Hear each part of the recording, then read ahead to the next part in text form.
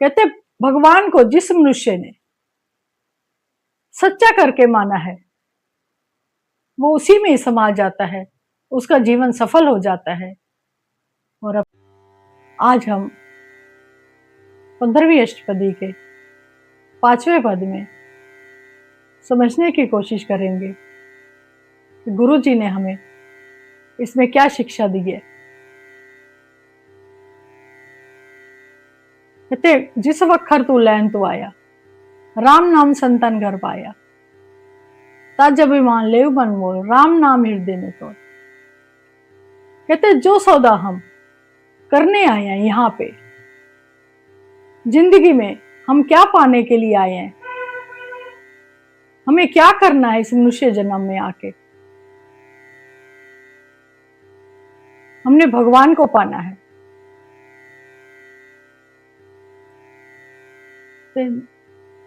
जो सौदा करने आए हैं वो हमें संतों की संगत में ही मिल सकता है। संतों के साथ रहकर ही हम नाम जप सकते हैं। हमें अपने अहंकार को छोड़कर और अपने मन को भगवान को देके हम ये सौदा कर सकते हैं और उस राम नाम का अपने हृदय में विचार कर सकते हैं। कहते लाद खेत संतेश संचाल, अवर त्याग विथ्या जंजाल, धन धन कही सब कोई, मुख उज्ज्वल दरगे से। कहते इस काम को करने के लिए हमें, नाम जपने के लिए हमें सब विषय विकारों को छोड़ के संतों के साथ चलना पड़ेगा, संतों की आज्ञा अनुसार चलना पड़ेगा। तभी हमें कोई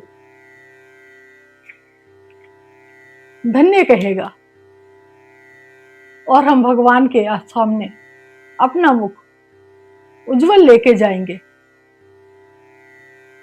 तो ये व्यापार, ये सौदा कोई विरला मनुष्य ही कर पाता है। और कहते हैं गुरु नानक जी, मैं उसके ऊपर बलिहार जाता हूं। आगे कहते हैं अरब साध को अपना जीव, चरण साध के धो धो पियो, अरब साध को अपने। हमें संतों के चरणों को धो धो कर पीना चाहिए और उनकी धूली में, कहते हैं तीर्थ कर रहो, तीर्थों में स्नान करो, लेकिन हमें गुरु नानक देव जी कहते हैं कि संतों की धूली में ही स्नान करो, साधु के ऊपर कुर्बान जाओ, साधु की सेवा करो। साधु की सेवा हमें बड़े किस्मत वालों को ही मिलती है। साध संग हर कीर्तन गाइए, साधु के संग, संतों के संग रहकर, गुरु के संग रहकर हमें भगवान का भजन करना चाहिए। गुरु हमें अनेक विघ्नों से, अनेक कठिनाइयों से बचा लेते हैं।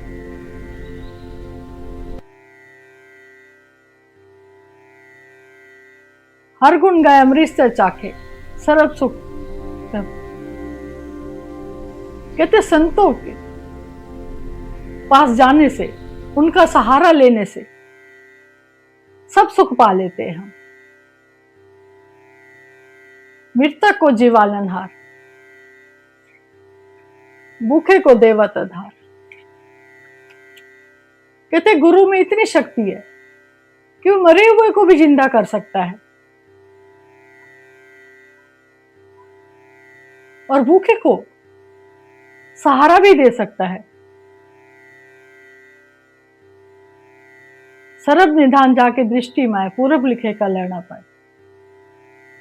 उसकी दृष्टि में, भगवान की दृष्टि में सब समान है, सब बराबर है और ये हमें सब अपने कर्मों के अनुसार ही मिलता है। जो हमारे पिछले जन्म के कर्म होते हैं उनके अनुसार ही हम सुख दुख पाते हैं। हम कहते हैं हमने कुछ भी नहीं किया इस जन्म में, लेकिन फिर भी हम दुख पा रहे हैं, लेकिन ये तो हमारे पिछले जन्मों का सब कुछ है जो हमें मिल रहा है। सब कुछ इसका करने जोग, इसमें दूसर हो या ना हो, सब पदार्थ है, उस करने योग्य के सब पदार्थ है, सब कुछ है, और उसके बिना उसकी कृपा से ही सब कुछ होता है। उसके जैसा कोई दूसरा है वो भी नहीं है और ना ही होगा। जप जब दिन रहनी सबके उस निर्मल करनी, कहते हमें दिन रात उसको जपना चाहिए। वही सबसे सच्चा और वही सबसे अच्छा है, वही सबसे ऊंची सरकार है। करकज पर जिसको अपना नाम दिया, नानक सो जन निर्मल किया। कह रहे जिसकी कृपा से, कृपा करके प्रभु ने जिसको ऊपर कृपा करके अपना नाम दिया है, वे पाप रहित हो गया है, वो पवित्र हो गया है। जिस जन आवे हर गुरु की प्रतीत, जिसके मन में गुरु का प्यार आ जाता है, गुरु का निश्चय आ जाता है, जिसको भगवान याद आ जाता है, वो मनुष्य अपने जीवन को सफल बना लेता है। भगत भगत सुनिए तो लो जाके हृदय को हुई। कहते जिसके मन में एक प्रभु है, जिसने एक को ही जाना है, उसका नाम तीनों लोकों में सुना जा सकता है। सच करनी सच ताके रह, कहते उसकी करनी भी सच है, कहना भी सच है, और उसका सुनना भी सच है। वो अपने मन में भी सदा सच ही रहता है और अपने मुख से भी सदा सत्य ही बोलता है।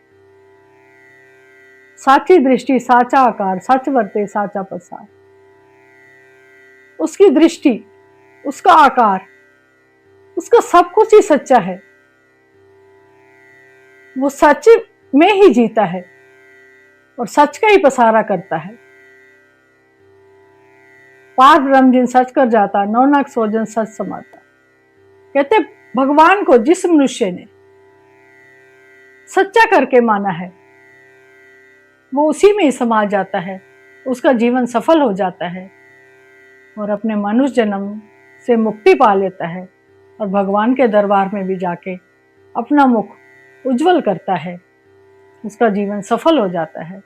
तो हमें भी प्रभु भक्ति से जुड़ना चाहिए, प्रभु का नाम जपना चाहिए, आठों पहर हमें उसका ध्यान करना चाहिए और उसका शुक्रिया अदा करना चाहिए हर वक्त। यहाँ पे ये 15वीं अष्टपदी समाप्त होती है।